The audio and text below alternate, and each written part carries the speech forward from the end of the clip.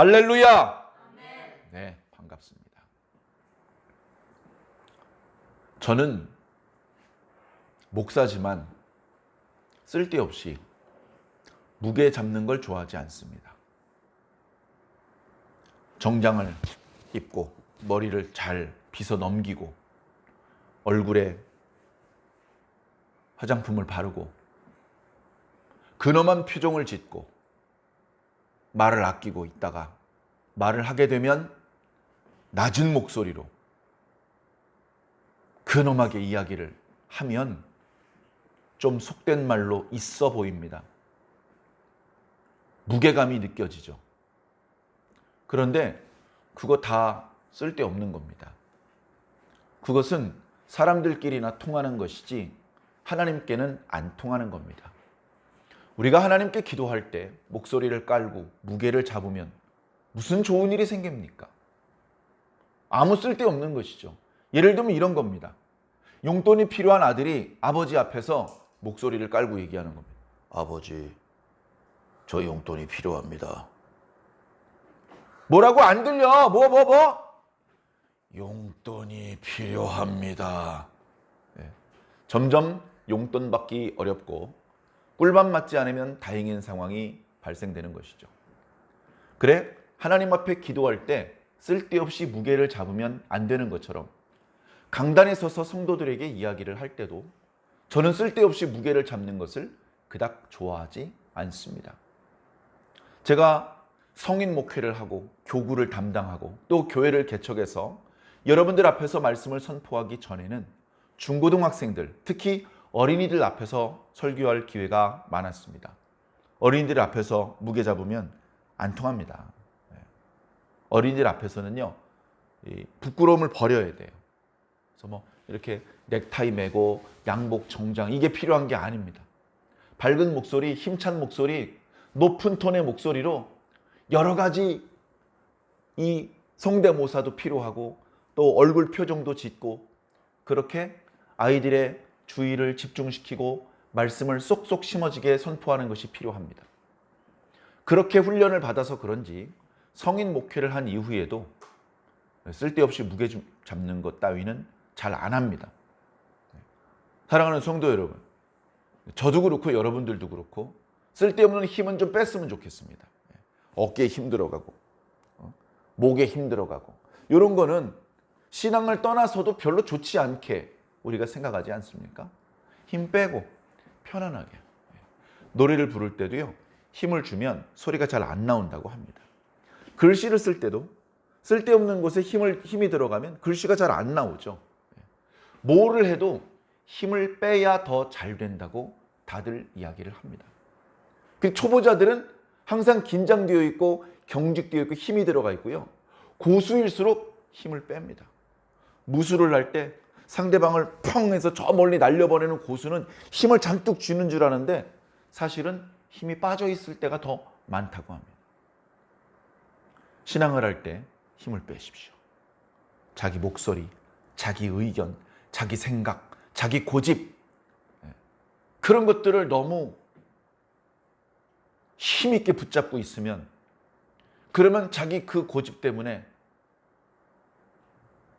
더 빨리 넘어집니다.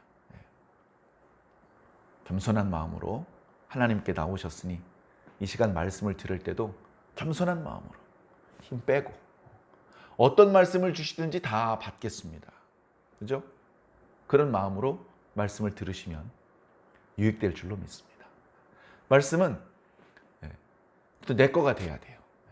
말씀이 내 거가 되기 위해서 일단 어디선가 말씀이 선포가 돼야 돼요. 그건 내가 조종하거나 내가 어떻게 움직일 수가 없어요. 근데 정말 감사하게도 그 절차를 지금 다 말씀드릴 수는 없지만 여기 이렇게 조금 부족하나마 주의 종을 여기 주님께서 세워 놓으셨고 여기 이렇게 조금 초라하나마 교회가 세워져 있고 지금 이렇게 다소간의 아쉬움이 있지만 예배 시간에 예배가 진행되고 있지 않습니까? 그러면 이제 하나님께서 하셔야 할 일은 다 된 겁니다. 나만 예배 시간에 맞춰 출석하고 마음과 정성을 기울여서 그러나 힘을 빼고 원래 내가 가지고 있던 선입견, 편견, 고집 그런 것들을 좀 내려놓고 힘 빼고 말씀을 듣는다면 말씀이 잘 들릴 겁니다. 말씀이 귀로 다 들려요. 그런데 마음에서 자꾸 말씀을 이렇게 물리치는 그런 분들이 있습니다. 표정은 말씀 잘 듣는 것 같아요. 마음에서는 계속 말씀을 거부하고 있는 거예요. 내가 산부인과 의사인데 처녀가 아기를 낳는다고? 말 같지도 않은 소리 하고 있네.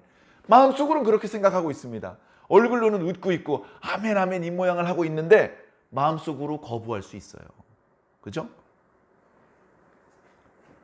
힘이 들어가서 그런 겁니다. 내가 의사 아니라 박사 아니라 박박사라고 하더라도 힘을 빼고 어린아이처럼 아무것도 모르는 어린아이처럼 무슨 얘기를 하든지 다 믿을 수 있는 그런 마음으로 말씀을 들으시면 유익될 줄로 믿습니다. 오늘도 긴박감 넘치는 스토리가 진행돼야 되기 때문에 서론은 일찍 마치고 본론으로 들어가겠습니다. 자, 오늘 말씀에 보면요, 다소 부정적인 이야기가 먼저 시작됩니다. 1절에 하나님께서 진노하셨더라 이렇게 시작을 하고 있어요. 진노한 이유는요, 범죄했기 때문에 그렇습니다. 이스라엘 백성들의 범죄는 하나님의 진노로 이어집니다. 진노는 우리 백성들이 뭐 이렇게 돌멩이 맞고 불벼락 맞는 게 아니고요, 하나님의 마음의 상태가 지금 화가 나 있다 이런 뜻입니다. 그러니까 아직은 불벼락이 안 떨어졌어요. 그렇긴 하지만 하나님의 상태가 진노의 상태를 계속 유지하게 되면 머지않아 하나님의 백성에게 진노가 쏟아지게 될 것입니다. 자, 그런 상태라는 거예요. 그런데 문제는 뭐죠? 아무도 몰라요. 아무도 몰라. 자, 아무도 모르는 여호수아는요, 정탐을 보냅니다. 정탐. 지금 이제 전쟁이 승리로 끝났잖아요. 6장의 여리고성을. 그래서 여리고에 이스라엘 백성들이 지금 있거든요. 전쟁에서 승리를 했어요. 그럼 저녁이 되면 길갈로 돌아가서 거기서 쉬고 있다가 아이성으로 올라가야 되는데 아이성이 가까운 곳에 있고 아이성의 크기가 크질 않아요. 그러니까 연속 동작으로 집에 안 가고 바로 옆에 있는 아이성도 점령할 수 있을 것 같아서 정탐을 보내는 거예요. 여리고에서 길갈 거치지 않고 바로 아이라는 성으로 보내는 겁니다. 정탐을 보내요. 뭘 모르고? 지금 하나님께서 대노하고 계신 걸 모르고. 그죠? 여호수아도 모를 수밖에 없어요. 하나님께서 내가 지금 화가 많이 났거든. 하나님 무슨 일로 이렇게 진노하셨습니까? 너희들이 범죄했다. 아니 누가 감히 범죄했단 말입니까? 너는 몰라서 그렇지 이스라엘 백성 중에 범죄한 사람이 있다. 그렇게 가르쳐 주셔야 아이고 하나님께서 범죄하셨구나. 지금 정탐꾼 보낼 때가 아니야. 지금 아이성을 공격하고 이스라엘 땅을 넓혀나가고 그럴 때가 아니야. 지금 하나님의 진노부터 가라앉혀야 돼. 하나님께서 지금 화가 나셨는데 우리가 전쟁을 수행하면 무슨 복을 받겠니? 생각해 보세요. 언제나 아이들의 욕심은 용돈 아닙니까? 용돈을 줄 수 있는 분은 엄마 아빠. 그러면 용돈을 요구하면 항상 용돈을 받느냐? 학습을 하잖아요. 학습. 이럴 때 얘기 꺼내면 용돈을 받을 가능성이 높아. 이럴 때 얘기 꺼내면 용돈은 고상하고 꿀밥 맞기 좋아. 그것도 이제 학습이 되잖아요. 그 어떻습니까? 기분이 좋을 때, 엄마가 기분이 좋을 때, 엄마가 웃고 있을 때, 뭐 왜 웃는지도 모르고 같이 웃으면서 엄마 기분 좋아? 엄마 나 용돈. 이렇게 얘기를 꺼냈을 때 엄마가 웃으면서 용돈을 꺼내주는 경우들이 많더라. 그리고 엄마가 지금 막 아빠랑 싸웠어. 에이 정말 이러고 있을 때 엄마 용돈 그랬다간 저리 안 꺼져! 이렇게 야단 맞기 쉽단 말이죠. 그런 것들을 몇 번 반복해서 경험을 하고 나면 학습이 되는 겁니다. 용돈은 필요하지만 지금 엄마하고 아빠하고 지금 눈빛이 막 좀 있으면 부부싸움을 할 것 같아. 그러면 어떻습니까? 용돈이 너무너무 필요해도 입을 다물고 있어야 됩니다. 맞죠? 얘기 꺼내봤자 용돈은 못 얻고 괜히 혼나요. 괜히. 그러니까 어떡합니까? 때를 기다리는 겁니다. 물론 가끔 학습을 잘 못하는 어리석은 아이들이 꼭 보면 있어요. 눈치 없는. 그래서 지금 용돈 얘기를 절대 꺼내면 안 되는 분위기인데 용돈 얘기 꺼냈다 결국 혼나는. 그래 놓고서 학습이 안 돼서 이 다음에 또 눈치 없이 용돈 얘기 꺼내면 안 되는 시간에 또 용돈 얘기를 꺼내는 그런 안타까운 경우도 아주 없지는 않습니다만 대부분의 영악한 아이들은 눈치가 보통이 아닙니다. 어른들보다 눈치가 더 빨라요. 왜? 용돈을 얻어야 되니까 용돈을 얻는다는 이 목적을 달성하기 위해서 자신이 가지고 있는 모든 학습 능력을 총동원하는 것이죠. 엄마 오늘 옷차림. 엄마가 저 옷 입고 나갔다 들어오면 용돈 줄 때가 많았어. 막 별걸 다 기억해내는 겁니다. 자, 그런데 하나님께서 진노하시는데 전쟁에서 승리할 수 있겠나? 불가능이죠. 불가능입니다. 만약에 여호수아가 하나님께서 진노 중이라는 것을 알았더라면 정탐꾼을 보내거나 아이성을 공격하려고 하지 않았을 것입니다. 자, 아이성에 정탐꾼을 보냈어요. 보통 정탐꾼은 너무 경험이 없거나 또는 나이가 좀 많아서 거동이 불편하거나 이런 사람은 잘 안 보내고요. 가장 젊고 건강하고 경험도 있고 눈치도 빠르고 아주 민첩한 똑똑한 이런 사람을 보냅니다. 그래서 혼자는 잘 안 보내고 2명이나 뭐 2~3명 너무 많이 보내도 눈에 띄니까 그 정탐꾼이 가서 정탐을 하고 돌아옵니다. 여호수아에게 보고를 하겠죠. 아이성은 좀 어떠냐? 저희들이 올라가 봤는데요. 거기는 성이 작아요. 이 여리고는 큰 성이었어요. 이게 보니까 거기는 일단 성이 작고 성 안에 사는 사람이 많지 않습니다. 그리고 여기처럼 이중성벽도 아니고요. 성벽이 높지도 않아요. 그러니까 백성들 전부 다 올라갈 필요 없습니다. 저희들 생각엔 한 2~3천 명만 데리고 가도 아이성은 그냥 뚝딱 하면 우리가 점령할 수 있을 것 같습니다. 그래 해가지고 3,000명한테 공격 명령을 내립니다. 3,000명의 공격 명령을 내립니다. 3,000명이 아이성으로 올라갔어요. 조금 전에 여리고성 그 큰 성도 대승을 거두었거든요. 대승. 이스라엘이 전쟁을 해서 승리할 때는요. 대승을 거둬요. 항상. 하나님께서 도와주시기 때문이죠. 그런데 대승을 거두었다는 말은 상대방을 얼마나 많이 죽였느냐 여기에 있는 게 아니고 아군에게 얼마나 피해가 없느냐 여기에 있는 것입니다. 상대방이 100명 죽었으면 우리는 한 10명 죽고 그 정도만 해도 엄청난 큰 승리예요. 이스라엘 백성들이 전투를 할 땐 좀 달라요. 이스라엘 백성들이 전투를 하면 상대방은 어마어마하게 죽고 이스라엘 백성들은 한 명도 죽지 않습니다. 한 명도 죽지 않고 다치는 사람도 없어요. 그렇게 이겨야 대승인 것이고 그렇게 이겨야 사람들끼리 싸우는데 이렇게 이길 수는 없지. 이건 하나님께서 싸워주신 거야. 그렇게 인정할 수밖에 없게 너무 아무 피해 없이 압도적으로 이기는 것입니다. 그런데 아이성에서는요. 이 3,000명이 패했어요. 아이성에 몇 명이 있었는지는 기록되고 있지 않습니다. 그러나 틀림없이 3,000명보다는 훨씬 적은 숫자의 사람들이 아이성 안에 있었던 것 같습니다. 그런데 자신들보다도 훨씬 적은 숫자의 사람들이 아이성에 살고 있었는데 아이성은 성벽도 높지 않고 그냥 조그마한 성읍일 뿐인데 거기서 박살이 났어요. 이스라엘 백성이 아이고야 무서워라고 도망치느라 정신이 없습니다. 그리고 이스라엘 백성이 도망치니까 아이성 사람들이 성 밖까지 나와서 막 쫓아옵니다. 그러니까 더 빨리 도망갑니다. 더 빨리. 미처 도망가지 못하고 36명이 죽었다고 기록하고 있습니다. 워낙 죽는 일이 없다 보니까 전투 중에 죽었을 때 그 인원수가 기록이 되는 거예요. 그동안 한 번도 죽은 적이 없거든요. 전투 중에 이스라엘 백성이 죽은 적이 없다고요. 그런데 36명이 죽었어요. 이게 웬일입니까? 그 소식이 이스라엘 진영에 들렸겠죠. 숨길 수가 없잖아요. 그러니까 사람들이 웁니다. 전쟁에서 패해서 울어요. 패해서 우는데 뭐라고 표현하고 있냐면 마음이 녹아서 물처럼 됐다고 표현하고 있어요.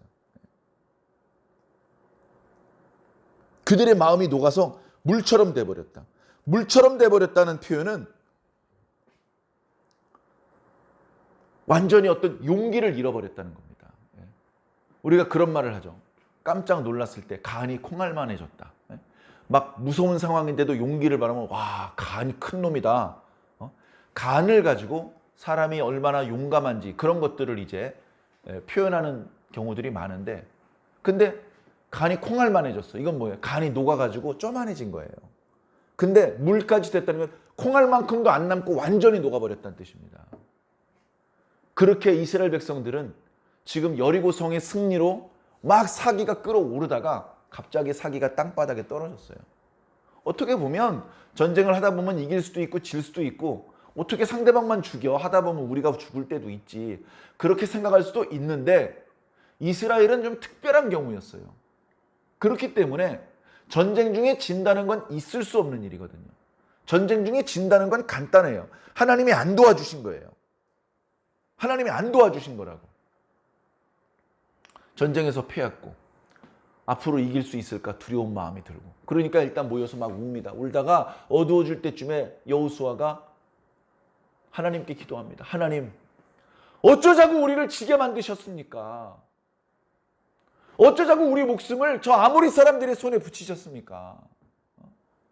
이럴 거면 뭐 하려고 요단강을 건너오게 하셨습니까?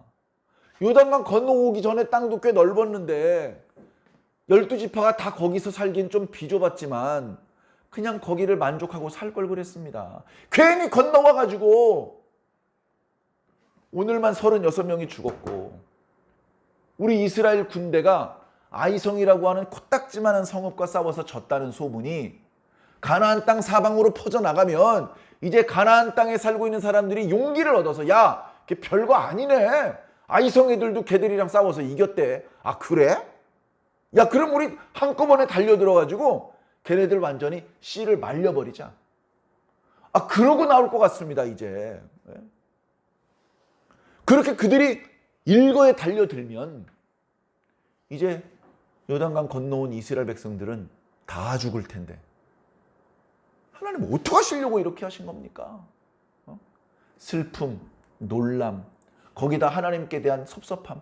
왜 하나님께서 그렇게 하셨는지 모르기 때문에 그때 하나님께서 답을 주시는 겁니다. 여호수아야, 일어나! 왜 엎드리고 있어? 일어나! 하나님께서 일어나라고 하면 토달지 말고 즉시 일어나야 됩니다. 일단 일어납니다. 그리고 계속해서 하나님께서 말씀하십니다. 이스라엘 가운데 범죄감이 있기 때문이다. 지난번에 여리고성을 점령하기 전에 분명히 이 전투는 하나님의 전투이기 때문에 주의사항을 일러주었다. 그 주의사항은 이 성읍은 온전히 하나님께 바쳐진 성읍이기 때문에 사람은 남녀노소, 가축까지도 살려두지 말고 죽이라고 했다. 예외가 있죠. 라합의 가족들은 살려준다고 약속을 해줬습니다. 하나님께서 그거 살려놓았다고 뭐라고 하시는 게 아니에요. 그건 괜찮아요. 그런데 거기 있는 물건 중에 금속으로 된 거, 금, 은, 동, 철, 이건 하나님께 바쳐라. 그래서 금은동철은 모아다가 하나님의 곳간에 넣어놨어요. 금은동철이 아닌 거, 의복, 양식, 기타 여러 가지 사람이 사는데 필요한 것들이 많이 있지 않습니까? 그것들은 싹 다 불태워라. 그게 하나님의 규례였어요. 별로 어렵지 않잖아요. 규례가 너무 종류가 많아서 외우지도 못하고 그래서 어기는 게 아니에요. 에덴 동산에서 규례 하나였어요. 선악을 알게 하는 나무 먹지 마라. 먹지 마라. 만지는 거, 보는 거 그런 얘기는 없었어요. 먹지 마라. 끝. 계명의 개수가 많아가지고 하와가 따먹은 겁니까? 그런 문제가 아니거든요. 그런데 거의 99.9%의 이스라엘 백성들은 그 하나님의 말씀을 지켰어요. 그들의 눈에도 그냥 불지르기는 아까운 그런 것들이 있었을 거예요. 그러나 하나님의 명령이기 때문에 아깝지만 불태우는 거예요. 순종해야 되는 거예요. 근데 순종하지 않은 사람이 있어요. 이미 1절에 그 이름이 나와요. 하나님은 아신단 말이에요. 하나님은 아시는데 하나님께서 여호수아에게는 그 사람이 누군지 말씀 안 하십니다. 몰라서 말씀 안 하시는 게 아니에요. 다 하나님의 뜻이 있는 겁니다. 말씀하시는 것도 하나님의 은혜, 안 가르쳐 주시는 것도 하나님의 은혜입니다. 다 우리를 위한 거예요.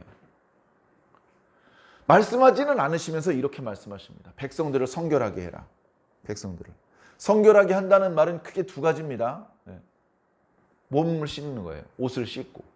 그 다음에 거짓말을 하거나 싸우거나 여자를 가까이 하거나 이런 행동을 하지 않고 조용히 하나님의 그 다음 명령을 기다리는 것. 그게 성결히 하는 겁니다. 그렇게 하면 그 다음 날 제비 뽑아서 누가 범인인지 드러나게 해주겠다. 이렇게 말씀하신 거예요. 생략되어 있지만 여호수아가 그대로 시행했을 것입니다. 막 울고 있는데 눈물을 닦고 내가 하나님의 말씀을 들었는데 여러분들 그만 우시고 각자 집으로 돌아가십시오. 대신 각자 스스로 성결하십시오. 내일 하나님께서 당신의 뜻을 보여주신다고 하셨습니다. 그렇게 얘기를 했을 것입니다. 그리고 날짜가 바뀌었어요. 다음 날 여호수아가 백성들을 다시 모으는데 지난번 전투에서 패배한 이유는 우리가 하나님 앞에 범죄하였기 때문입니다. 그랬을 때 백성들이 웅성웅성했을 거예요. 아니 누가 하나님께 범죄를 했다 그래? 우리 그런 사람 주변에 없었는데. 누가 범죄한 사람인지 하나님께서 지금 드러내 보여주실 것이라고 하셨습니다. 아마 그렇게 일이 진행될 때 아간의 마음은 얼마나 마음이 두근두근했을까요? 네? 얼마나 마음이 두려웠을까요? 네? 뭐야 이거? 지난번에 전투가 나 때문이었다고? 그리고 지금 나를 색출해낸다고? 나를 무슨 수로 색출해내지? 우리 가족도 모르는데? 내 아내도 모르는데? 그러면서 그래도 혹시 모르니까 두근두근한 마음에 일이 어떻게 돌아가나 모르는 척하고 보고 있었을 겁니다. 여호수아가 말합니다. 각 지파에서 한 명씩 나오시오. 12명이 섰습니다. 제비를 뽑습니다. 유다 지파가 걸려요. 여러분 유다 지파 좋아하죠? 전 유다 지파 너무너무 좋아합니다. 유다는 첫째 아들은 아니었어요. 그러나 하나님의 축복이 유다에게 어마어마하게 쏟아졌습니다. 야곱이 죽을 때 그의 유언, 그의 예언 속에 유다 지파가 가장 큰 영적인 축복을 받았습니다. 그리고 우리가 잘 아는 다윗, 유다 지파. 그때부터 이스라엘의 지도자는 무조건 유다 지파에서 나왔습니다. 우리가 너무나 흠모하는 예수 그리스도, 유다 지파. 유다 지파를 너무너무 좋아해요. 그렇다고 모든 유다 사람들이 선하냐? 아니요. 유다 사람들 중에 하나님 앞에 진노를 사서 저주를 받은 사람도 많이 있습니다. 많이 있습니다. 유다 사람들이 다 엉터리는 아니죠. 그러나 유다 사람이 또 인구도 많고 그러다 보니까 그 중에는 신실하게 하나님을 섬기는 사람도 많았겠지만 엉터리, 자기 욕심에 이끌리는 대로 사람들의 눈을 속여서 하나님 앞에 범죄하는 그런 사람들도 많았습니다. 유다 지파는 예수님께서 출생하시는 그런 지파니까 유다 지파는 멋있는 지파로 포장을 해야 돼. 그렇다고 유다 지파가 잘못한 것은 다 성경에서 지우고 잘한 것만 기록하고 그렇게 성경은 억지 부리지 않습니다. 잘못한 게 있으면 잘못한 거 있는 그대로 다 말씀해 주고 계세요. 아간이 유다 지파 사람이라니까요. 몰랐죠. 몰랐는데 12지파가 나와서 제비를 뽑았더니 유다 지파가 걸리는 거예요. 야, 아간이 뜨끔했을 겁니다. 오호, 정말 유다 지파가 걸리네. 유다 지파 중에서 대표되는 족속들이 몇 족속이 있어요. 그 족속들의 대표들이 앞으로 나왔습니다. 그래가지고 그 중에서 이제 제비를 뽑았습니다. 제비를 뽑았더니 세라 족속이 뽑혔어요. 그럼 세라 족속 중에서 이제 가족별로 나오라고 했습니다. 가족별로. 그랬더니 삽디 가족이 뽑혔어요. 삽디 가족. 그러면 이제 삽디 가족 중에서 남자들 다 나와. 남자들. 몇십 명의 남자가 나왔습니다. 어린애들, 노인 빼고. 근데 정말로 아간이 거기서 걸리는 거예요. 정말로. 그때까지도 여호수아는 잘 모릅니다. 아간이 정말 범죄를 한 것인지. 이 제비뽑기가 정말 영적으로 하나님의 간섭을 따라서 그 범죄자를 향해서 하나님께서 일일이 제비를 뽑는 순간순간마다 간섭하셔가지고 아간이 제비를 뽑는 순간까지 하나님께서 강하게 역사하셔서 아간이 선택된지 어쩐지 아직 몰라요. 모르니까 어떻습니까? 내 아들아. 신사적으로 대우하는 거죠. 아직 모르니까. 내 아들아. 너에게 무슨 일이 있었는지 나에게 다 말해다오. 부탁인데 숨기지 마라. 아간이 포기했습니다. 숨겨봤자 여호수아가 명령 내려서 수색하면 금방 나오잖아요. 그러니까 내가 사실은 의복 외투 한 벌하고 은하고 금을 보고서 탐이 나가지고 훔쳐가지고 나와서 제 장막에 숨겨놨습니다. 이야기를 합니다. 여러분 보세요. 하나님께서 왜 여호수아에게 범인이 누군지 말씀을 하지 않으셨을까요? 그냥 유다 지파에 저 아간이란 놈이야 라고 하면 되잖아요. 수색하면 금방 나오니까. 그런데 그렇게 하지 않고 제비를 뽑습니다. 이 제비 뽑는 건 시간이 상당히 많이 소요해야 돼요. 이런 방법을 쓰신 이유가 뭘까 생각을 해보았는데 아마도 하나님께서 아간에게 회개할 수 있는 기회를 주신 것 같아요. 하나님이 몰라서 그렇게 제비를 뽑는 게 아니에요. 하나님 처음부터 알고 계셨다니까요. 기회를 주신 거예요. 제비 뽑을 거 없습니다. 접니다. 제가 하나님께 범죄하였습니다. 저에게만 벌을 내리시고 제 가족들은 살려주십시오. 그렇게 나왔더라면 가족들을 살릴 수도 있었고 또는 본인도 용서를 받을 수 있었을지 몰라요. 그럼 어떻습니까? 기어이 덜미, 여기는 멱살이고 여긴 덜미잖아요. 덜미를 잡힐 때까지 모른 척하고 뻔뻔하게 있었던 거예요. 뻔뻔하게. 자기 죄에 대한 부끄러움이 없는 상태죠. 그러다가 발각이 난 겁니다. 뒤져보니까 물증까지 나왔어요. 물증을 찾으러 간 사람이 이걸 찾아가지고요. 사람들 다 보는 앞에서 땅바닥에 쏟았습니다. 명백하게 물증이 나왔어요. 그때부터는 내 아들아가 아니라 이놈을 당장 결박해라. 신속하게 처벌이 진행되는데 아간과 그의 가족과 그의 모든 재물들, 그의 가축들, 그의 의복들, 그의 양식들 전부 다 돌로 쳐서 죽입니다. 아간만 죽는 게 아니에요. 아간이 가지고 있던 물건 옆에 사람 나눠주는 거 아니에요. 아간이 숨겨놨던 금딱지 하나님의 곳간에 옮겨놓는 거 아니에요. 그냥 그 순간 아간과 관련된 거는 갈갈이 찢어 갈아버리는 겁니다. 돌멩이를 10개쯤 던지면 사람이 죽는다고 칩시다. 1000개 던지는 거예요. 1000개. 사람은 이미 죽어서 비명소리도 안 들려. 그런데 거기다 계속 돌을 던지는 겁니다. 큰 무더기가 될 때까지. 그렇게 하나님께서 분노하셨다는 겁니다. 그렇게 하나님께서 분노하셨다는 겁니다. 그걸 모든 백성들이 다 봅니다. 너 때문에 우리 아들 죽었어. 하나님과 같은 심정으로 아간에게 분노를 쏟는 겁니다.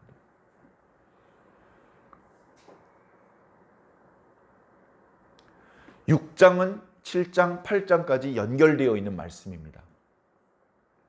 지난 시간에 가나안 정복에 대해서 개략적으로 큰 어떤 덩어리에 대해서 말씀드렸어요. 가나안 정복은 3단계에 걸쳐서 진행이 되었다. 하루아침에 된 게 아니다. 첫 번째는 여호수아를 중심으로 주요 거점을 먼저 점령을 합니다. 그래서 우리가 지금 읽고 있는 여리고와 아이성과 같이 가나안 중부 지방을 먼저 점령을 합니다. 그리고 가나안 남부 지방을 점령을 하고 가나안 북부 지방을 점령을 합니다. 그렇게 1단계 거점을 점령을 하는 거예요. 아직 다 이방인들, 가나안 사람들을 쫓아낸 건 아니에요. 그러나 대부분의 중요한 위치는 다 확보를 해놓는 것이죠. 2단계, 아직 정복이 미완성 상태지만 일단 지파별로 땅을 분배해 줍니다. 여기는 유다 지파 땅, 여기는 에브라임 지파 땅, 저쪽 해변가는 아셀 지파 땅, 이런 식으로 분배를 먼저 해줘요. 그리고 3단계, 분배받은 지파는 자기가 분배받은 땅에 아직도 남아있는 가나안 사람들과 전투를 벌입니다. 개별적으로, 지파별로. 에브라임 땅에 있는 가나안 사람은 에브라임 사람들이 무찔러야 되고요, 유다 땅에 있는 가나안 사람은 유다 사람들이 무찔러야 되는 겁니다. 그렇게 3단계에 걸쳐서 가나안 정복이 진행이 됩니다. 지금 1단계예요. 그 중에서도 가나안 중부지방 처음, 이제 겨우 여리고 성 하나 점령했습니다. 그리고서 조그만한 아이성을 하나 점령을 하려고 해요. 자, 근데 여기서도요, 말씀을 자세히 보면, 이거 뭐 사실은 아무리 자세히 봐도 나오지 않습니다. 돋보기 들여다 안 보여요. 근데 제가 보니까요, 뭐가 있냐면요, 기도를 안 해. 기도를 안 합니다. 하나님, 정탐을 보낼까요? 하나님, 정탐꾼들이 그러는데 2-3천 명만 올라가면 된다고 합니다. 정말로 2-3천 명만 올려 보낼까요? 이런 기도를 하고 움직이는 게 아니에요. 여리고성 승리에 도취돼서 자만에 빠져서 그랬는지 모르지만 36명이 죽고 전쟁에서 대패하고 모든 이스라엘 사람들이 슬픔에 빠질 때까지 기도를 안 합니다. 사람이 죽으니까 그때 기도하는 거예요. 기도도 너무 늦게 시작했고 아갈은 회개를 너무 늦게 하는 겁니다. 기도하니까 답이 나오잖아요. 너희들이 이번에 전투에서 진 건 너희들이 범죄했기 때문이다. 이 문제를 해결하지 않으면 나는 영원히 너희랑 같이 있지 않을 것이다. 너희들 전쟁에서 승리하는 건 끝난 거야 이제. 네가 말한 대로 너희들은 정말로 이 가나안 땅에서 가나안 사람들한테 멱살 잡혀 다 죽는 거야. 그렇게 객지에서 몰살당하기 싫으면 이 문제를 해결해라. 이 문제, 하나님 진노하시는 이 문제를 해결해라. 그래서 제비 뽑아서 아간을 찾아내고 죄의 모든 흔적을 지우는, 그래서 이스라엘 전체가 살린 그런 모습이 나타납니다. 이제 이어지는 8장 말씀을 보면 그 범죄의 문제가 해결됐기 때문에 하나님께서 더 이상 진노하지 않으시고 여호수아도 정신 차리고 기도하면서 전투에 임합니다. 방심하지 않습니다. 작은 성이라고, 거기 있는 사람이 몇 사람 안 된다고 방심하지 않습니다. 여러분, 아이성은요, 크기는 작지만 이 여리고성보다 높은 곳에 있습니다. 뛰어 올라가면서 싸워야 돼요. 이기기 어렵습니다. 거기다 방심까지 했고 거기다 범죄까지 했으니, 그래 하나님께 기도하면서 방심하지 않고 전투에 임해서 8장에 드디어 아이성을 점령하고 가나안 땅 중부지방을 장악을 하게 됩니다. 그래서 그 뒤에는 자세한 내용이 나왔지 않아요. 어디 가서 어디를 점령했고 어디까지 밀어냈고 뭐 이제 간단하게 나옵니다.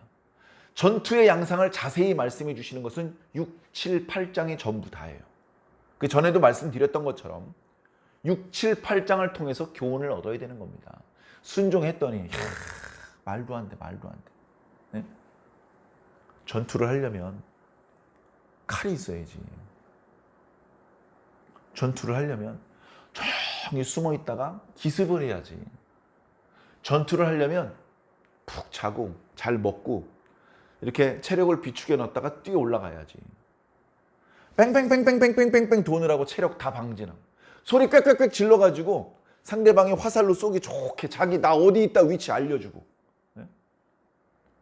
그리고 전쟁 중에 금붙이 동, 철 이런 것들이 발견되면 그걸 하나님께 바칠 게 아니라 그거 두들겨가지고 이제 또 창이나 칼을 만들어야 되고, 이게 인간적인 생각입니다. 근데 하나님의 명령은 다 쓸데없는 소리 하지 말고 내가 명한 대로 순종해. 뺑뺑뺑뺑 돌아. 쇠붙임 전부 다 바쳐. 건드리지 마. 그러면 전쟁에서 이기기 어려운데. 어렵게 뭐가 어려워요? 대승을 했잖아요. 가난한 사람들을 다 몰살시키는 동안에 한 명도 안 죽었잖아요. 그러면 된 거 아니에요? 하나님의 전략이, 하나님께서 내리신 작전이 어리석다고 말할 수 있어요? 아니잖아요. 인간적인 관점으로 봤을 때 어리석어 보였는데 결과는 대승리였단 말이에요. 그러면 알아야지 이제. 아하. 전쟁에 이기고 지는 것은 병사들의 숫자가 많고 적고의 문제가 아니구나. 들고 있는 무기가 얼마나 강한지가 그게 문제가 아니구나. 우리가 순종을 하면 무조건 이기는구나. 순종하지 않고 범죄하면 무조건 지는구나. 이걸 여리고 전투와 아이 전투를 통해서 보여주시는 거예요. 이렇게 알려주는데, 이렇게 자세히 기록해놨는데도 몰라? 이렇게까지 자세하게 말씀해주고 있는데도 모른다고? 다 죽은 다음에 아이고야, 순종하면 복 받고 불순종하면 벌 받는 거 몰랐어요. 그때 가서 그럴 겁니까? 죽기 전에, 전투에서 패하기 전에, 그 전에 회개해야 돼요. 그 전에 빨리 회개해야 돼. 빨리. 하나님의 백성도요, 유혹 받습니다. 범죄할 수 있어요. 근데 범죄한 다음에요, 그것도 범죄인데 범죄를 자꾸 덧붙여 점점점 큰 죄를 만들어요. 빨리 회개하지 않고 숨깁니다. 들통날 것 같으니까 거짓말합니다. 누가 진실을 아니까 그 사람도 죽여버립니다. 점점점 감당할 수 없는 죄가 돼버리는 거예요. 왜 그런 어려운 길로 갑니까? 요즘엔 그런 말 자주 하지 않지만 예전에 이제 북한과 우리와의 관계가 아주 나빴을 때 간첩들이 막 우리나라에 막 와가지고 잡히고 막 자수해라, 자수. 저 사실 간첩이었습니다. 이렇게 자수를 하면 돈 주고 살 수 있는 집도 주고 그렇게 할 테니까 숨어가지고 힘들게 간첩질하지 마라. 그래서 그때 썼던 구호 중에 자수하여 광명 찾자 이런 말이 있어요. 범죄를 했으면요, 하나님 앞에 회개해야 됩니다. 자복해야 됩니다. 그래서 광명을 찾아야 돼요. 자꾸 어두운 곳에 숨고 그러면 안 됩니다. 너무나 어려운 길이고 그 끝은 멸망밖에 없어요. 자신의 잘못을 인정하고 사람들 앞에서 자신의 잘못을 공개하고 고통스러운 과정이죠. 그게 너무너무 고통스러우니까 아예 범죄를 안 저질러야 되는 것입니다. 어쩔 수 없이 이미 저질러진 일이라면 고통스럽더라도 숨기지 말고 자신의 죄를 인정해야 됩니다. 처벌을 달게 받을 마음을 먹어야 됩니다. 잘못했습니다. 근데 벌은 안 받을게요. 이러면 안 돼요. 잘못했으니까 벌 받겠습니다. 그렇게 할 때에 용서를 받을 수 있는 겁니다. 잘못을 했는데 벌은 안 받고 싶어요. 이러면 용서해 주기가 어려워지는 것이죠. 자, 오늘 말씀을 통해서 우리가 배울 수 있는 교훈 너무나 명백하죠. 죄를 지으면 그 죄는 완전 범죄로 끝나지 않고 반드시 드러난다. 반드시 드러납니다. 그리고 한 사람이 죄를 지으면 그 한 사람만 고통을 당하는 것이 아니고 그 사람 때문에 공동체 전체가 힘들어져요. 공동체 전체가 힘들어지는 겁니다. 자, 그리고 또 다른 교훈은 이렇게 하나님의 백성들이 범죄하는 경우도 있음에도 불구하고 하나님께서는 그 분노를 다 쏟지 않으시고 참으십니다. 기분 나쁠 때마다 승질 낼 거 다 내시는 것 같다고 또 그렇게 말씀하시는 분이 계실지 모르지만 하나님께서 실제로 쏟으신 진노는 당신 마음속에 있는 분노에 비하면 너무나 조금 쏟으시는 거예요. 너무나 조금. 자신의 분노를 다 쏟으시면요, 이 우주가 녹아요. 없어져 버려요. 너무나 조금 쏟으시는 거예요. 하나님께서는 그렇게 참으십니다. 그리고 무조건적인 사랑이 있어요. 아무리 믿었던 하나님의 일꾼들이 당신을 배신하는 그런 답답한 일을 만나시더라도 구속의 역사만큼은 중단 없이 이루십니다. 너가 아니면 저 사람을 통해서라도 난 이 구속의 역사를 이룰 거야. 사울이 안 되면 다윗을 통해서라도 난 이룰 거야. 그 어떤 경우에도 포기하거나 중단하지 않으시고 인류를 구원하시려는 하나님의 구원의 그 역사는 중단 없이 진행해 주시고 계신 것입니다. 감사한 거예요. 우리가 부탁을 해서 저희들이 통밥을 굴려보니까요.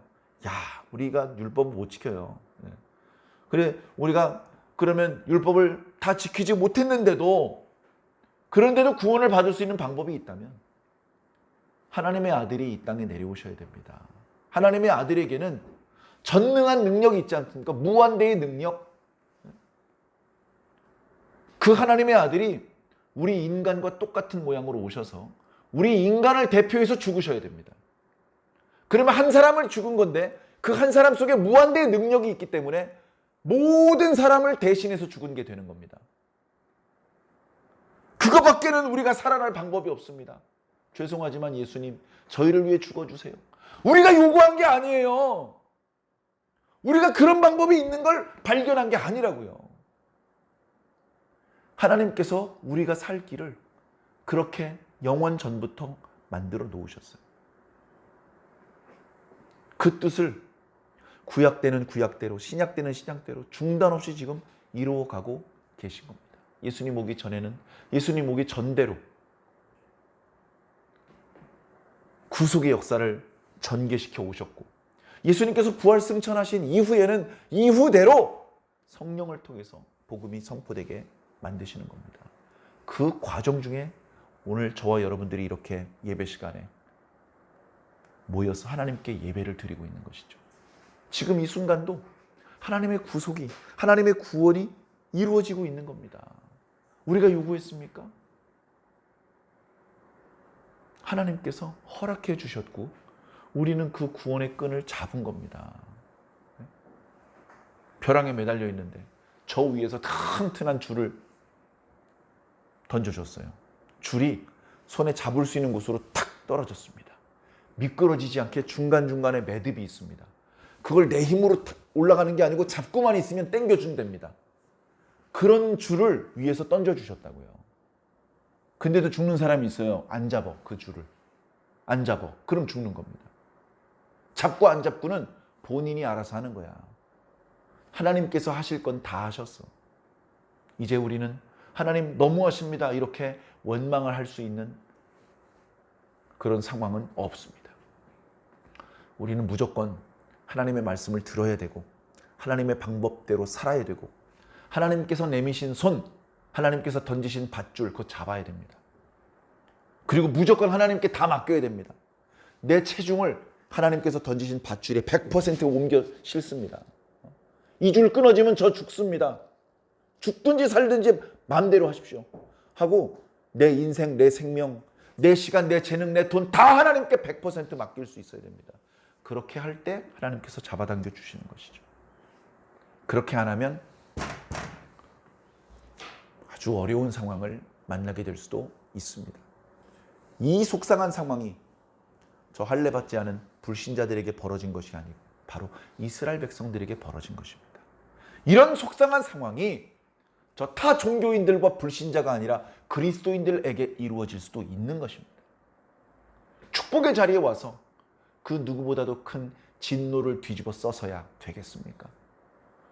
겸손한 마음으로 각자 자신을 엄밀하게 살펴서 하나님께서 싫어하시는 것들을 걷어내시고 완벽하진 않겠지만 조금이라도 더 온전한 모습으로 하나님 앞에 설 수 있도록 노력하시고 계속해서 말씀을 듣고 그 말씀에 맞추어서 살아갈 수 있는, 그래서 하나님을 그래도 기특하다, 네가 완벽하지는 않은데 그래도 나름대로 애쓴다, 네가 참 애쓰고 있다, 노력이 가상하다, 그 노력이 괘씸해서 너는 살려줄게, 이런 판정을 받아야 됩니다.